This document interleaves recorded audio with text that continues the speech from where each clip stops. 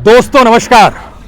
दोस्तों 74 बरस आजादी के हो गए और 74 बरस पहले की स्थितियों से अगर आज आप तुलना शुरू करेंगे तो हो सकता है बहुत सारे सवाल आपके जहन में आ जाएं।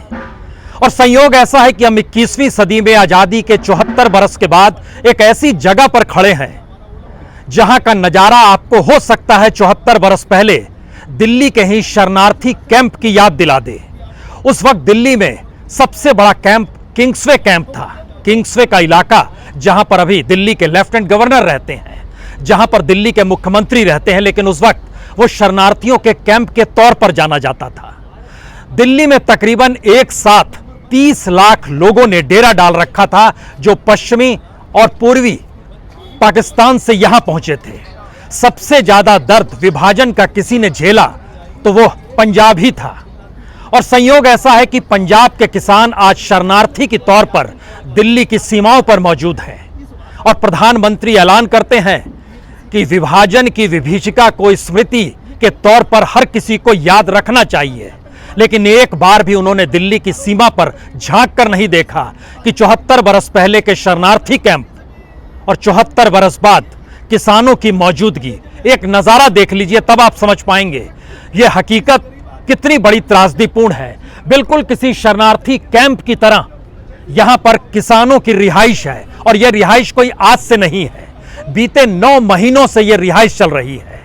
सरकार की तरफ से कोई आह भी नहीं हुई, सरकार ने किसी तरीके से कोई संवाद भी नहीं बनाया और यह सोचने की कल्पना भी नहीं की कि आखिर 9 महीने से जो किसान दिल्ली की चौखट पर शरणार्थी की तर्ज पर रह रहा है, उस देश के भीतर में 74 बरस पहले जब इस देश में सिर्फ और सिर्फ शरणार्थियों का हुजूम दिल्ली में उमड़ आया था और पंजाब, हरियाणा, हिमाचल प्रदेश, उत्तर प्रदेश, इन इलाकों को अगर उस वक्त में याद कीजिएगा तो तकरीबन 70 लाख लोग जो शरणार्थी के तौर पर पाकिस्तान से हिंदुस्तान में आए थे और तकरीबन इतने ही लोग भारत से पाकिस्तान गए थे। उस दौर को एक क्षण के लिए याद कीजिए और फिर जरा कल्पना करने की शुरुआत कीजिए, आखिर यह किसान किस बात को लेकर संघर्ष कर रहा है। यह वह किसान है जिसने भारत की आजादी के साथ हिंदुस्तान की जमीन को पुख्ता जमीन दी। उस वक्त भारत की जनसंख्या 33 करोड़ हुआ करती थी, आज ये 138 करोड़ हो गई है। 1947 में किसानों की तादाद भारत के भीतर में 70% थी, आज की तारीख में 55% लोग किसानी पर ही निर्भर हैं। उस वक्त भारत की पूरी जीडीपी यानी जितनी भी संपत्ति विकास के तौर पर भारत के साथ जुड़ती है, उस वक्त 50% हिस्सेदारी किसानी की थी। आज की तारीख में यह घटकर 19% पर आ गई है। लेकिन इन सब के बावजूद भी भारत की इकोनॉमी बड़ी तेजी से बढ़ी है, इससे इनकार नहीं किया जा सकता है। लेकिन इसके ठीक समानांतर किसानों की परिस्थिति त्रासदीदायक क्यों होती चली गई? जबकि याद कीजिए नेहरू का वो भाषण जो 15 अगस्त 1947 को दिया गया था, ट्रस्ट फॉर डेस्टिनी। जी, हमको लगता है आज उस भाषण के कुछ डॉक्यूमेंट्स हमारे पास हैं, उसको आपको सुनना चाहिए और जरा समझना चाहिए। 1947 15 अगस्त को पार्लियामेंट के भीतर नेहरू ने जिस भाषण में जिक्र किया, उस भाषण की एक भी लकीर आज की तारीख में भारत के पार्लियामेंट के भीतर आपको सुनाई नहीं देगी और ना ही लाल किले के प्राचीर से आपको किसी प्रधानमंत्री की आवाज में सुनाई देगी। यह इसलिए बड़ा महत्वपूर्ण है क्योंकि उस वक्त के डॉक्यूमेंट्स के कुछ हिस्से बताते हैं कि किस्मत के साथ वादा, ट्रस्ट विद डेस्टिनी, उसमें जिन बातों का प्रधानमंत्री नेहरू ने जिक्र किया था उसमें किसान मजदूर को बराबर के हक का जिक्र उनके शब्द थे। उनका कहना था कि किस्मत सबको नहीं मिलती है और जब दुनिया आधी रात में सो रही है, भारत को आजादी तब मिली है, लेकिन एक उजाला भारत के भीतर आएगा और यह किसान और मजदूरी से जरिए ही आएगा। यानी किसान और मजदूरों की अहमियत उस वक्त जो थी, क्या मौजूदा वक्त में वो खत्म हो चली है? 2-3 लाइनों को याद कीजिए उस वक्त की, क्योंकि इस बात का जिक्र इंदिरा गांधी ने भी किया, लाल बहादुर शास्त्री ने भी किया और आखिरी वक्त में अटल बिहारी वाजपेयी ने भी इसी बात का जिक्र किया था, अपने भाषणों में जिक्र किया था। और सोचिए बीते 74 बरस से भारत में सिर्फ ये शब्द ही हैं क्या? बहुत साफ तौर पर नेहरू ने कहा था, जब तक यहां आंखों में आंसू और पीड़ा है तब तक हमारा काम खत्म नहीं हुआ है।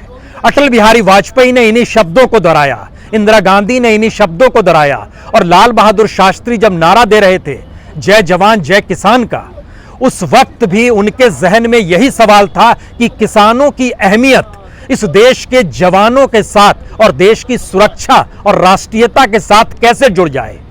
इसीलिए उन्होंने नारा दिया था। और उस वक्त के भाषण की एक लाइन तो आपको जरूर याद देनी चाहिए, जिसमें नेहरू ने कहा था, भविष्य संकेत दे रहा है, किधर जाना है, प्रयास कौन सा करना है, किसान मजदूर के सामने एक मौका आया है, उस मौके को गंवाना नहीं है।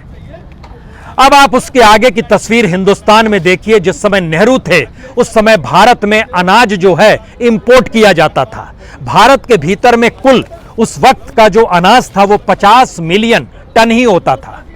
उस समय जनसंख्या भी कम थी, 33 करोड़ की जनसंख्या थी और 50 मिलियन टन। लेकिन आज की तारीख में किसान इस देश में 307 मिलियन टन अनाज उपजाता है। सवाल इतना पर नहीं है, 3 लाख करोड़ से ज्यादा का अनाज दुनिया भर के देशों में जाता है, जिसमें ब्राजील भी है, मलेशिया भी है, अमेरिका भी है, चीन भी है। भारत का अनाज वहां पर एक्सपोर्ट किया जाता है। भारत की इकोनॉमी में तकरीबन 26 लाख करोड़ का योगदान एग्रीकल्चर का है। भारत की कुल इकोनॉमी जो है वह तकरीबन 145 लाख करोड़ की है, जो इस कोविड के पीरियड में सिकुड़ते हुए 136 लाख करोड़ पर आ गई। लेकिन एग्रीकल्चर नहीं सिमटा, यानी इस देश के किसानों ने अनाज के साथ कोई कोताही नहीं बरती। इस देश के मजदूरों ने अपने तौर पर अपना खून पसीना एक करके अनाज उपजाया। आज ये सवाल फिर दोबारा क्यों आता है कि आखिर 74 वर्ष पहले इस देश के भीतर में जो शरणार्थी थे और दिल्ली के अलग अलग कैंपों में, दिल्ली में लगभग 6 कैंप बनाए गए थे। सबसे बड़ा जो हमने जिक्र किया किंग्सवे का कैंप, उस कैंप में अपने तौर पर तकरीबन 1.5 लाख शरणार्थी रह रहे थे। और उस वक्त नेहरू ने 3 मंत्रियों की नियुक्ति की थी कि शरणार्थियों को कोई संकट, कोई समस्या ना हो। उस वक्त महात्मा गांधी सक्रिय हुए, उन्होंने सरदार पटेल से बात की कि शरणार्थियों को कोई संकट नहीं आना चाहिए। लेकिन जब आप यहां की तस्वीर देखेंगे, किसान इस देश को अनाज भी दे रहा है और किसान दिल्ली की चौखट पर किसी शरणार्थी की तरह बैठा भी हुआ है।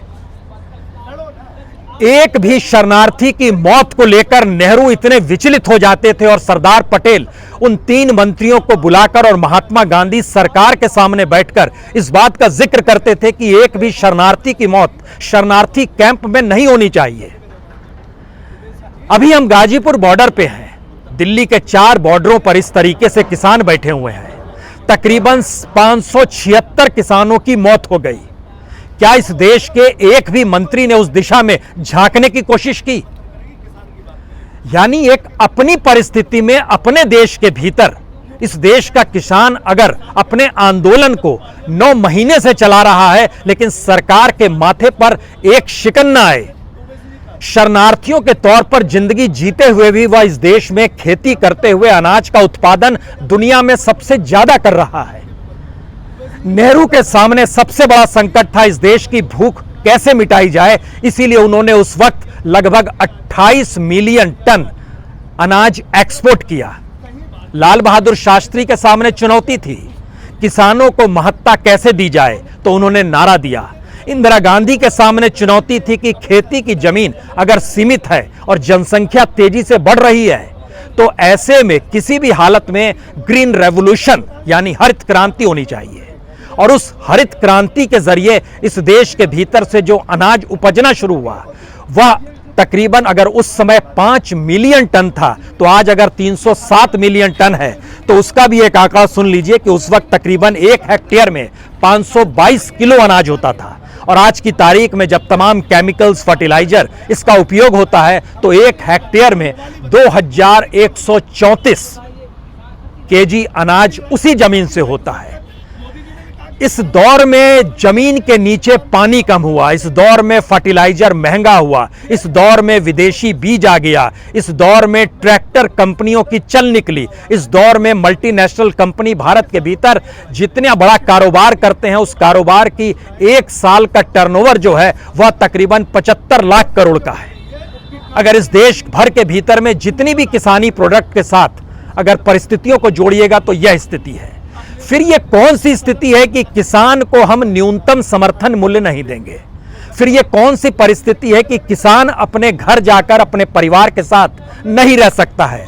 गणतंत्र दिवस उसने इसी तरीके से शरणार्थी के तौर पर देखा, और अब तो स्वतंत्रता दिवस का मौका आ गया, तब भी वो शरणार्थी के तौर पर ही उसकी मौजूदगी रहेगी।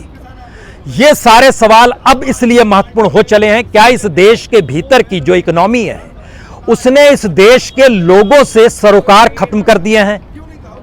इस देश के भीतर की जो बेसिक इकोनॉमी का तंत्र है वह किसानी से जुड़ा हुआ नहीं है। 1991 में जब WTO आया, उस वक्त किसानों ने इस देश में आंदोलन शुरू किया, यह कहकर किया कि पहले किसानों की जरूरतों को पूरा कीजिए, उसके बाद आप बाजार देखिएगा। लेकिन अंतर्राष्ट्रीय दबाव था, अंतर्राष्ट्रीय समझौते थे, और उस समय भारत का किसान, भारत के पॉलिटिकल पार्टीज के नेता जो अपने तौर पर किसानों की राजनीति करते थे, वह भी नहीं समझ पाए कि आने वाले वक्त में किसान से किसानी छीन ली जाएगी, मजदूरों से उसकी मजदूरी छीनी जाएगी, और इकोनॉमी और पैसे का महत्व ऐसे होगा कि उसी के हिसाब से इस देश की अर्थव्यवस्था चल निकलेगी, और भारत की सामाजिक आर्थिक परिस्थितियों को भी अंततः उसी पूंजी का गुलाम हो जाना पड़ेगा। ध्यान दीजिए, भारत के भीतर में लगभग 14 करोड़ किसान आज की तारीख में है। 14 करोड़ किसानों के साथ जो किसान की मजदूरी से जुड़ा हुआ है उसकी संख्या तकरीबन 10.5 करोड़ की है। यानी इस देश में 25 करोड़ किसान मजदूरों की मौजूदगी भारत की इकोनॉमी से कहीं कोई जुड़ाव नहीं रखती है। तो क्या यह माना जाए कि भारत की अर्थव्यवस्था का जो एक पूरा दायरा है, उस दायरे के तहत भारत की सत्ता और सरकार किसानों से कोई सरोकार रखना नहीं चाहती है?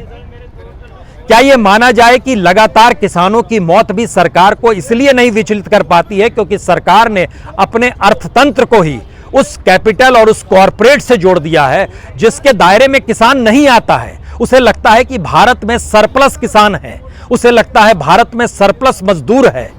तो अगर किसान और मजदूरों के बीच भी अगर ऐसी परिस्थिति आकर चली जाए जिसमें हजारों हजार किसानों की या मौत हो जाए या फिर उन्हें किसानी छोड़कर इस देश में इंडस्ट्रियल बेल्ट, औद्योगिक क्षेत्र में जाकर मजदूरी करनी पड़े, तो फिर वह भी मंजूर है?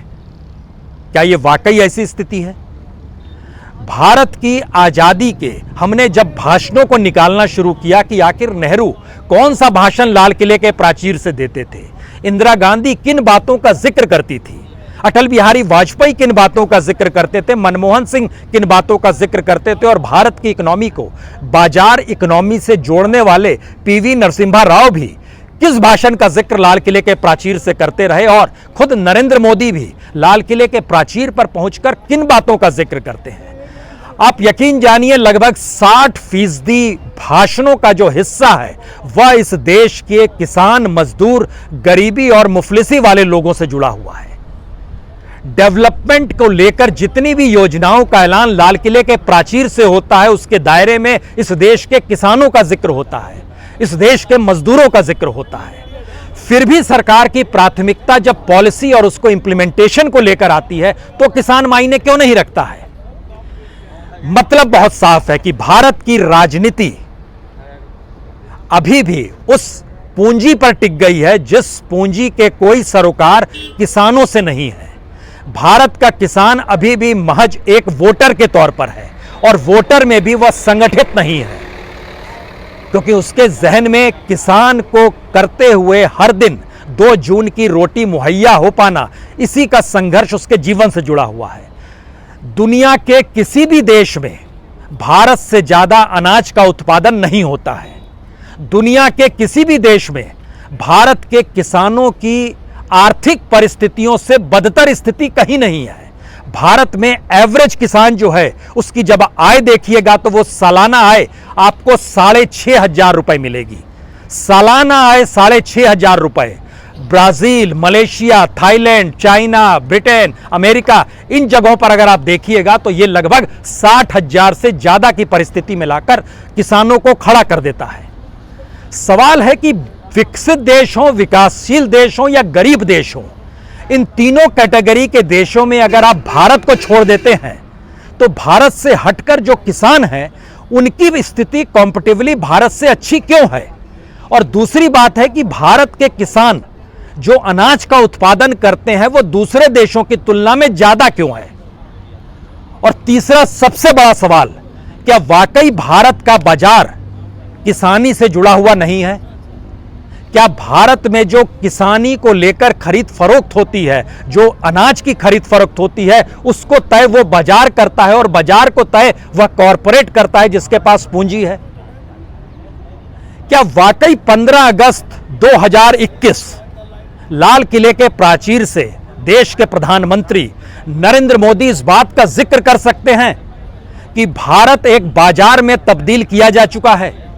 क्या वो इस बात का जिक्र कर सकते हैं कि इस देश के भीतर में हर चीज को मोनेटाइज किया जा रहा है, यानी हर की कीमत होगी? क्या वो इस बात का जिक्र कर सकते हैं कि इस देश में शायद मजदूरों की तादाद ज्यादा है जिन्हें मरना चाहिए, किसानों की तादाद ज्यादा है जिनकी जरूरत अब किसानी में नहीं है, और इस देश के भीतर में एग्रीकल्चर का डेवलपमेंट तभी होगा जब वहां पर पूंजी आएगी, यानी पैसा आएगा? इसीलिए अंबानी अडानी का जिक्र बार बार होता है, क्योंकि इनके पास एक कैपिटल है, एक पूंजी है।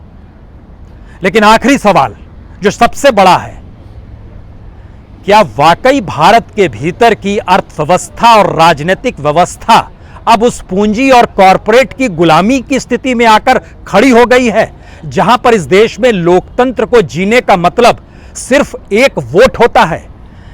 इस देश में चाहे 14.5 करोड़ किसान हो, चाहे 10.5 करोड़ मजदूर हो, लेकिन हर किसान और हर मजदूर एक एक वोट है, वह संगठित नहीं है। जैसे जातियां संगठित नहीं हुई, धर्म के नाम पर बटा, उसी तरीके से व्यवसाय के आधार पर भी बांटा गया है। लेकिन इस देश में बाजार एकजुट कैसे हो गया?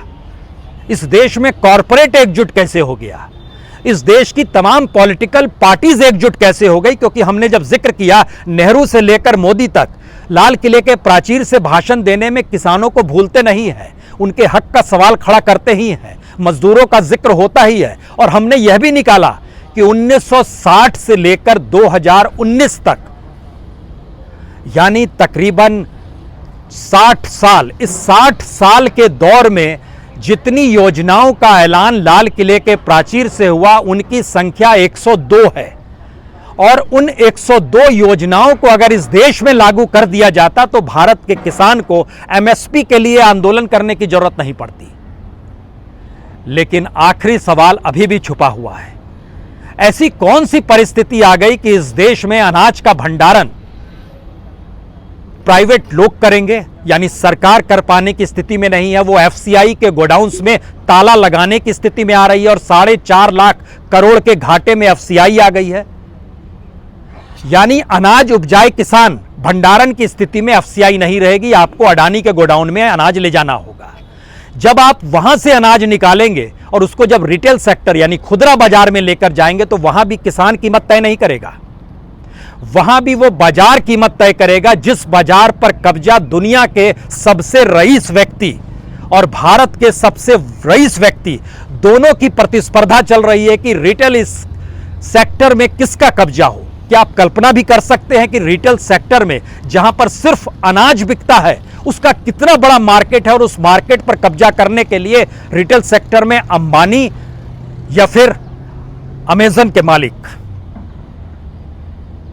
कल्पना की जा सकती है कितना बड़ा मार्केट है ये। जॉय वेसफ का हम जिक्र आपसे कर रहे हैं और अंबानी का जिक्र कर रहे हैं। तकरीबन 65 लाख करोड़ रुपया इस देश के रिटेल सेक्टर में, वह भी सिर्फ राशन के जरिए कमाई होती है। इतना बड़ा मार्केट है। किसानों ने इस देश में अनाज दिया, उस अनाज के जरिए बाजार बना लिया गया, उस बाजार को पूंजी के मातहत ले जाया गया और उस पूंजी की गुलामी भारतीय सत्ता करने लगी। तो फिर क्या पार्लियामेंट और क्या लाल किला? यह सवाल अपने आप में सबसे बड़ा होगा। लेकिन फिर भी आज मौका ऐसा है जिसमें पता नहीं क्यों, क्या इस देश के प्रधानमंत्री पंजाब के घरों में झांक कर देखने की स्थिति में है? जो काम महात्मा गांधी ने किया, जो काम नेहरू ने किया, जो काम सरदार पटेल ने किया, सबसे ज्यादा दर्द, खून, पसीना 1947 में और जो छलनी हुआ था वो पंजाब का ही इलाका था। 72,60,000 लोग पाकिस्तान से जो हिंदू और सिख थे वो भारत आए थे और 72,29,000 भारत से जो मुसलमान थे वो पाकिस्तान गए थे। और इन दोनों परिस्थितियों में जो लोग पहुंच गए जिंदा, क्योंकि मरने वालों की तादाद भी उस समय तकरीबन 20 लाख से ज्यादा की थी, जिसको लेकर आज प्रधानमंत्री ने जिक्र कर दिया कि हम विभाजन की विभीषिका को स्मृति रखना चाहते हैं। वो दरअसल दर्द को कुरेद रहे हैं।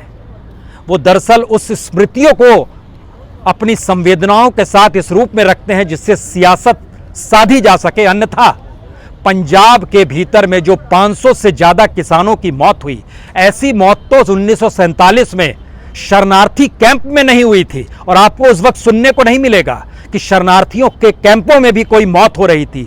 जो लोग पहुंच गए शरणार्थी कैंप, उसकी जिम्मेदारी उस वक्त की सरकार ने ली थी। लेकिन आज की तारीख में सरकार जिम्मेदारी लेने को तैयार नहीं है। शायद इसीलिए एक आखिरी तस्वीर हमें लगता है फिर से देखिए, यह किसी शरणार्थी के कैंप की तरह है। अगर आप उस वक्त की तस्वीरों को झांक के देखिएगा, गूगल में जाइए, उस साइट पर जाइए, समझने की कोशिश कीजिए और उन तस्वीरों के इर्द गिर्द इन तस्वीरों को जोड़कर देखिए, तब आप समझ पाएंगे भारत के भीतर किसान क्या शरणार्थी होकर दिल्ली की चौखट पर अगर बैठा हुआ है तो इस देश भर के किसानों की वह कौन सी आर्थिक परिस्थिति होगी, जिस तरफ इस देश की ना पार्लियामेंट का ध्यान जाता है, ना लाल किले के प्राचीर से प्रधानमंत्री कुछ कहेंगे। हम आपसे फिर कल जुड़ेंगे जब प्रधानमंत्री अपना भाषण दे देंगे, उसके बाद जुड़ेंगे। तब उस फैक्ट पर चर्चा होगी जिस फैक्ट का आधार प्रधानमंत्री द्वारा बीते 2014 से लेकर एक के बाद एक भाषणों के जरिए किसानों को लेकर जो उम्मीद और आस जताई गई, उसमें सबसे बड़ी आस है 2022 में आय दुगनी हो जाएगी। अगस्त चल रहा है, दिसंबर बीतते हुए वक्त नहीं लगेगा, 4 महीने और है। क्या वाकई किसानों की आय दुगनी हो जाएगी, या इस देश में प्रधानमंत्री स्तर का शख्स जो संवैधानिक पद पर बैठा है वह भी किसानों की संवेदनाओं से खिलवाड़ करके सिक्का उछाल देगा और कहेंगे कि हाँ आय दुगनी हो जाएगी, आप मान लीजिए, और उसके बाद ढिंडोरा पीटा जाएगा, प्रचार किया जाएगा, मीडिया को हथियार बनाया जाएगा, औजार बनाया जाएगा, पार्लियामेंट में लेकर इसको चर्चा नहीं होगी क्या वाकई किसानों की आय दुगनी हुई। इस स्थिति में हम इंतजार कर रहे हैं 15 अगस्त 2021 लाल किले के प्राचीर से सुना जाए प्रधानमंत्री क्या कहते हैं, उसके बाद आपसे जुड़ेंगे। बहुत बहुत शुक्रिया, बहुत बहुत शुक्रिया।